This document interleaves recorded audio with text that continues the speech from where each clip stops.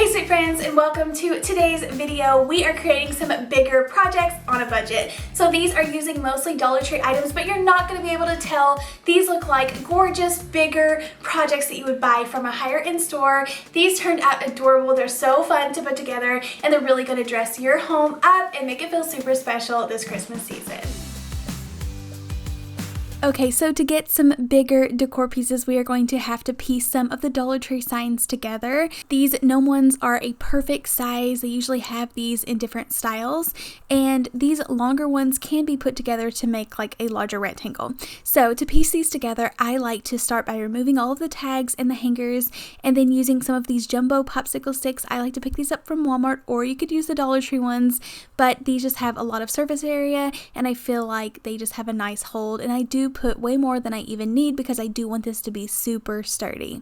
And then I am able just to flip it over and have the perfect base for this. You can see I'm using an older brush. I love the effect that it puts on this sign, and it's not just painting it like 100% perfect and it's leaving some of that brown exposed. So I do try to go very lightly around the edges and then adding on more white in the center, and that's just going to give me that perfect canvas. But I am going more for like a rustic farmhouse Christmas look on this sign, so I do like how it does look sanded down and distressed.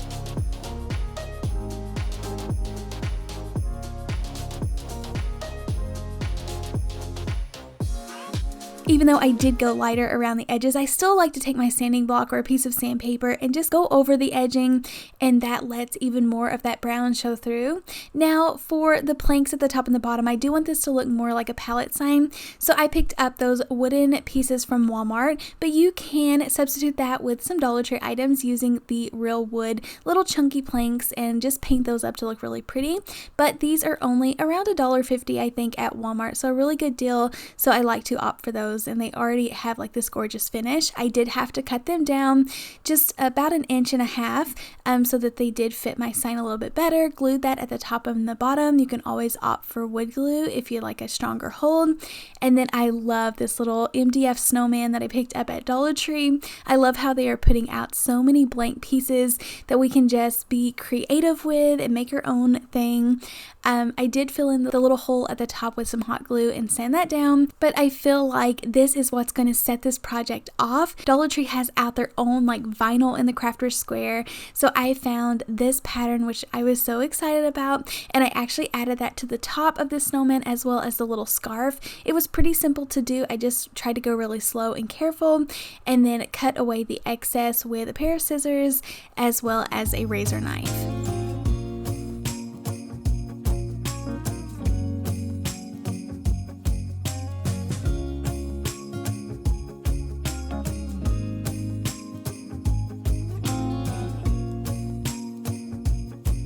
It just took that so well, but if you can't find the vinyl, you also could just cut down a piece of scrapbooking paper. I did decide to distress mine, so I sanded over the paper itself, and it just fits more with the style I'm going for, but you could leave it as is. And then painting the snowman completely white, even his nose, and I went back and forth debating on if I wanted to paint his nose orange or not, but I did want to keep this a neutral sign, so I ended up just sanding on it a little bit, and it gave it a gorgeous color. So you'll see how that turned out, but I did paint the white before I added in the more vinyl, just to make sure that I wasn't going to get any of the white paint on the vinyl.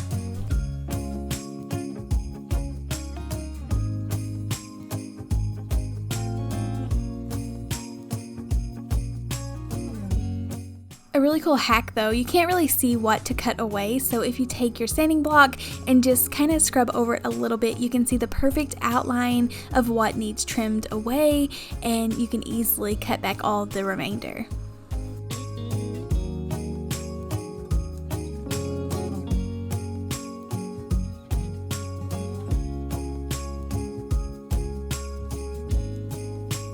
I feel like it did give it a really cool effect going around the edging with the black paint, and I didn't mind that it kind of snuck onto the front around the hat. It gave it this really cool distressed border, and this is what I was talking about with the little nose. All I did was sand it a little bit, and you can see how gorgeous it is. Just kind of darkened it up so it does pop off, but I didn't have to add any orange color in. But you could easily turn this into a colorful project, give him a splash of color on his hat and his scarf, but I just like this and think it fits more of my style. And then I opted to go for paint markers to fill in his little eyes. I did trace out some little circles before I filled them in, so he had those lights in his eyes. And then using the back of a paintbrush, I dipped it in black paint to create his mouth. You can see how cute this little snowman turned out. I love it. There's so many things you could do with this. I even found an MDF Santa head the same kind of size and shape, so I'm excited to put that to good use too. And then Crafter Square has out a ton of these big words,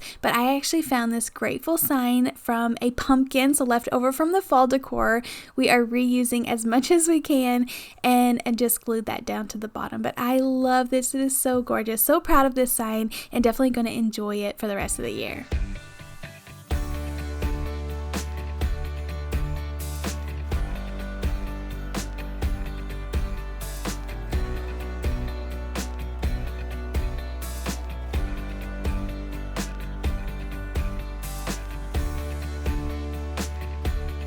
Once again, I am piecing a couple signs together. I think these are really cool. They have like the jagged edges, which make it look like real planks. And I have a really fun hack for you all to get more of that wood plank look. So doing the same thing, piece the signs together. I ended up turning one upside down just so it would have kind of be equal on both sides, on the top and the bottom. And then using the big popsicle sticks to piece these together, flipping it over and giving it a coat of white paint.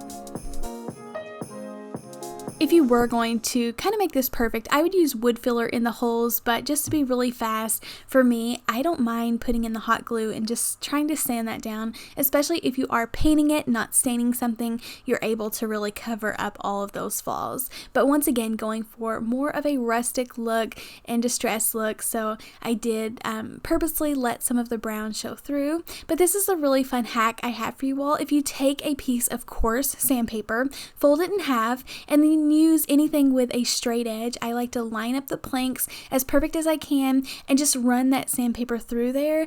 This works perfect on these MDF like Dollar Tree signs, so it easily peels back the paint. You don't have to go, I used to all the time take like black paint or brown paint and try to paint the perfect line and then distress that. You don't have to do all of that. Just skip all of those steps and easily just distress the planks like this. So you can see what a gorgeous sign. It outlines each one of those little planks. It makes this really look like a pallet sign.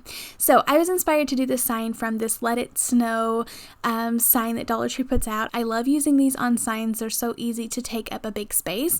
So I just stained it with some grayish stain, added in the Dollar Tree beads as well as some snowflakes, and love how this turned out. And I love this neutral sign that I can style with all of my trees and lights, and it just looks like a really nice big piece.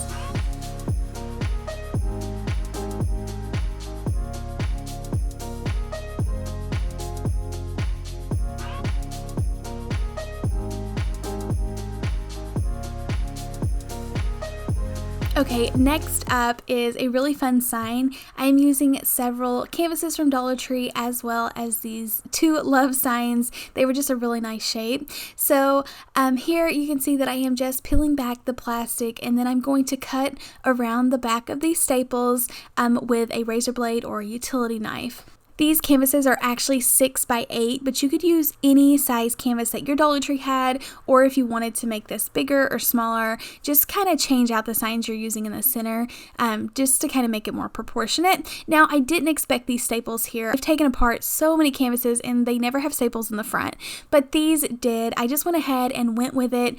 They did kind of trip me up a little bit at first, but I ended up just removing the ones that I was able to, and the ones that were pushed way down into the wood, I ended up just leaving them. I knew I could cover them up and camouflage them in with my paint and distressing techniques, so that's what I'm doing. I just took like a little screwdriver and kind of wedged it in there and then pulled it out with some wire cutters or pliers would work. I ended up doing 8 of them, and this works perfect. You could do 6 and turn them sideways if you don't mind a little bit smaller canvas, But doing the same thing, piecing these signs together with some popsicle sticks, and then this will just be the perfect center for this sign, and that's the part that I'm really going to decorate up.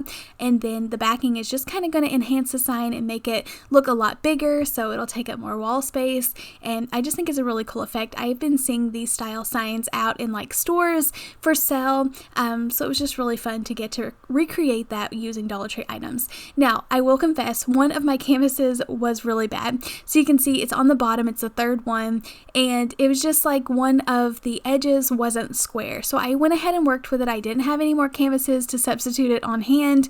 I didn't want to make a trip out, so I'm just going for it. And I knew as many things that I'm going to be putting on this sign, it will all hold nice and tight together.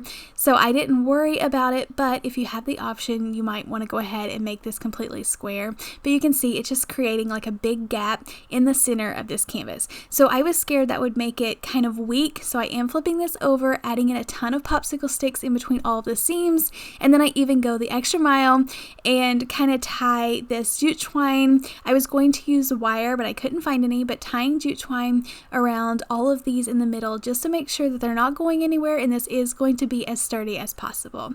And then going in and camouflaging everything in by painting this with some of my mineral color paint and distressing over the top of that with some elephant darker color gray.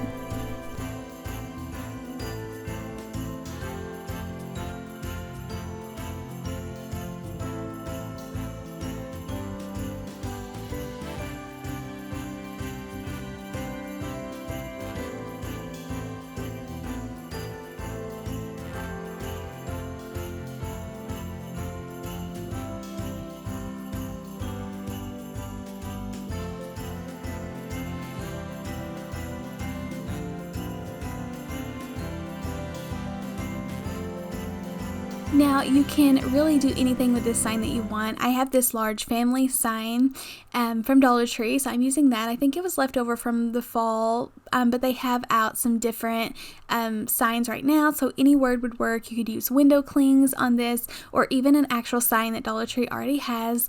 They have out some really pretty ones right now. I'm using the antique wax. It kind of looks like a stained look, but it's thinner than paint, so it does give that stained effect without having to stain. So I glued that down, but leaving space at the top that I could add in a ton of greenery and berries and a big bow, and I even hung down some little jingle bells. But I love, this is my favorite part, whenever you get the sign all put together and you just get to set and decorate it. That's where I get in trouble and always am adding in too many things to the top of making this look too busy, but I think this was perfect. This is a big sign and it was pretty plain, but this is what's giving it like a nicer effect.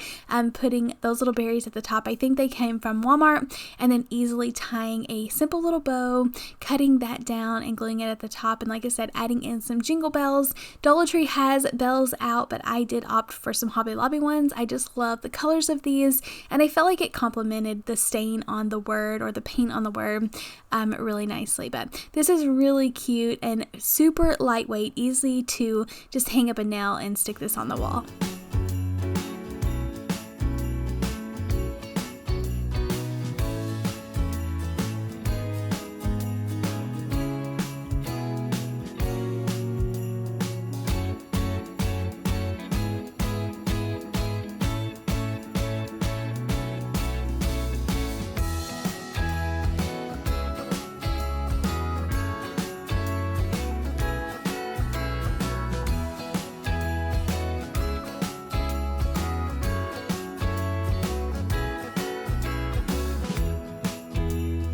Thank you all so much for coming along, clicking on this video, and checking out my latest crafts. Don't forget to hit the thumbs up button, make sure you are subscribed, and I'll see you next time. Happy crafting. Bye.